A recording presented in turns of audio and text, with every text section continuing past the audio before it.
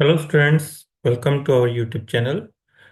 हम कर रहे हैं बेटा चैप्टर वेक्टर स्पेसेस और आज हम करने जा रहे हैं theorem A non empty subset W of V is a subspace of VF if and only if alpha U1 plus beta U2 belongs to W for all U1 U2 belongs to W and alpha beta belongs to F। ये बहुत important theorem है। जब भी हमें किसी subset को vector subspace prove करना है तो हमें पूरी जो उसकी 10 प्रॉपर्टीज होती हैं वो 10 प्रॉपर्टीज प्रूव करने की ज़रूरत नहीं होती। तो सिर्फ हम ये एक प्रॉपर्टी प्रूव कर देते हैं जिससे कि वो उसकी सबस्पेस हो जाती है। ठीक है। तो सिर्फ एक प्रॉपर्टी ये वाली सेटिस्फाई होने से डब्ल्यू वी की सबस्पेस क्यों हो जाती है वो हम इस थ्योरम में डिस्कस करेंगे। ठीक है। तो क्या है कि the necessary and sufficient condition for a non empty subset W of V to be a subspace is this, कि अगर W सबस्पेस है तो ये कंडीशन सेटिस्फाई होएगी, जो कि बट ऑब्वियस है। और अगर ये कंडीशन सेटिस्फाई हो जाती है देन इट इज सफिशिएंट कि W वेक्टर सबस्पेस होगी VF की। ठीक है। तो ये इंपॉर्टेंट है हमारे लिए जब भी हमें आगे करना है कि intersection of two subspaces is a subspace, range space is a subspace. तो किसी भी सबसेट को हमें जब सबस्पेस प्रूव करना होगा तो हम इसी कंडीशन का यूज करेंगे कि सिर्फ एक ये वाली कंडीशन शो कर देंगे और बाकी 10 जो प्रॉपर्टीज है वो प्रूव करने की जरूरत नहीं पड़ेगी। ठीक है। तो पहले नेसेसरी कंडीशन देखते हैं कि अगर W सबस्पेस है तो ये कंडीशन सेटिस्फाई होनी जरूरी है। रीजन कि देखो WF VF की सबस्पेस है। ठीक है। दो फील्ड में से स्केलर ले लिए हमने, दो W में से एलिमेंट्स ले लिए U1 एंड U2। तो जब W सबस्पेस है तो obviously alpha U1 sixth property होती है क्लोजर विद एक्सटर्नल कंपोजिशन। तो अल्फा U1 क्या होगा, W को बिलोंग करेगा, और बीटा U2 ये भी W को बिलोंग करेगा क्योंकि W is closed under external composition. अब अल्फा U1 और बीटा U2 दोनों W के एलिमेंट है, तो इट मींस इनका सम जो होगा वो भी W को बिलोंग करेगा क्योंकि W एडिशन के लिए क्लोज्ड है, फर्स्ट प्रॉपर्टी जो होती है हमारे पास। तो इसका मतलब अगर W सबस्पेस है तो ये कंडीशन ऑलवेज सेटिस्फाई होगी। तो मेन पार्ट है सफिशिएंट कंडीशन, मींस कि अगर ये कंडीशन सेटिस्फाई हो रही है तो W कंफर्म है कि सबस्पेस होगी, सिर्फ एक कंडीशन से बाकी 10 कंडीशंस हम प्रूव करके दिखाएंगे। ओके। तो मान लो कि alpha U1 beta U2 belongs to W, इसको हमने फर्स्ट इक्वेशन मान लिया। For all alpha beta belongs to field and U1 U2 belongs to W। ठीक है। फॉर ऑल मीन्स कि स्केलर हम कोई भी यूज कर सकते हैं और U1 U2 W के कोई से भी एलिमेंट हो सकते हैं। हमें प्रूव करना है कि ये कंडीशन तो सेटिस्फाई हो रही है और W अब V की सबस्पेस है, means this only one condition is sufficient. ठीक है। तो एक्चुअल में सबस्पेस होने के लिए तो 10 प्रॉपर्टीज हैं जो सेटिस्फाई होनी चाहिए। तो हम ये शो करने जा रहे हैं कि अगर ये एक कंडीशन सेटिस्फाई हो रही है तो इससे ऑल 10 प्रॉपर्टीज सेटिस्फाई हो जाएंगी। तो फर्स्ट प्रॉपर्टी क्या होती है, closure property with respect to addition.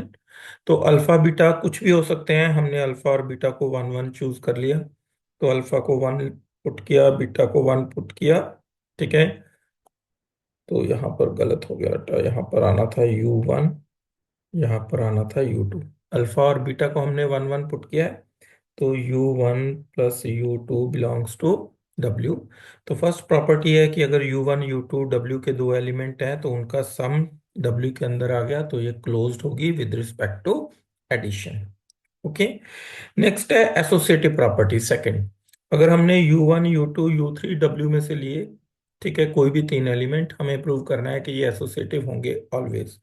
अब U1 U2 U3 W में है और W जो है वो V का सबसेट है, तो जो भी एलिमेंट W के अंदर है वो V के अंदर तो होंगे ही होंगे ऑब्वियसली। और V क्या है, वेक्टर स्पेस है। वेक्टर स्पेस है तो V के ऊपर तो ऑल 10 प्रॉपर्टी सेटिस्फाई हो रही हैं, तो V के एलिमेंट्स तो डेफिनेटली एसोसिएटिव होंगे। तो इसका मतलब U1 U2 U3 एसोसिएटिव होंगे। फिर हमें प्रूव करना है third property, existence of additive identity. ठीक है। तो एडिटिव आइडेंटिटी अगर हम U1 एलिमेंट लेते हैं तो उसके लिए एडिटिव आइडेंटिटी क्या होगी? जीरो। ठीक है। तो अल्फा और बीटा दोनों हमने जीरो जीरो चूज कर लिए। तो zero U1, zero U2 belongs to W। तो जीरो इंटू U1 क्या आ गया? ये हमने क्या लिखा था? ये V की जीरो है। ठीक है।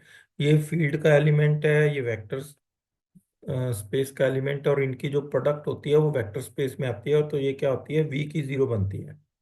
तो ये V की जीरो बनेगी, ये भी V की जीरो बनेगी, और इन दोनों को ऐड करके अगेन V की जीरो एलिमेंट बनेगा। तो इसका मतलब आइडेंटिटी एलिमेंट जो है वो W के अंदर हो गया। अब हमें प्रूव करना है existence of additive inverse. Additive inverse हमें पता है कि अगर U1 V का एलिमेंट है तो -U1 उसका एडिटिव इनवर्स होता है।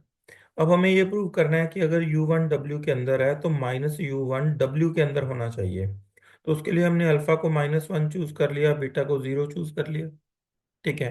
तो -1 U1 प्लस जीरो U2। तो ये क्या हो गया? -U1। इसको अगर हम लिखेंगे तो ये जीरो बनेगा, तो इसके अंदर जीरो ऐड करेंगे तो जीरो आइडेंटिटी है, तो ये -U1 ही आ जाएगा। और -U1 क्या हो गया? W के अंदर आ गया। तो इसका मतलब एडिटिव इनवर्स एग्जिस्ट कर रहा है। नेक्स्ट है कॉम्यूटेटिव प्रॉपर्टी।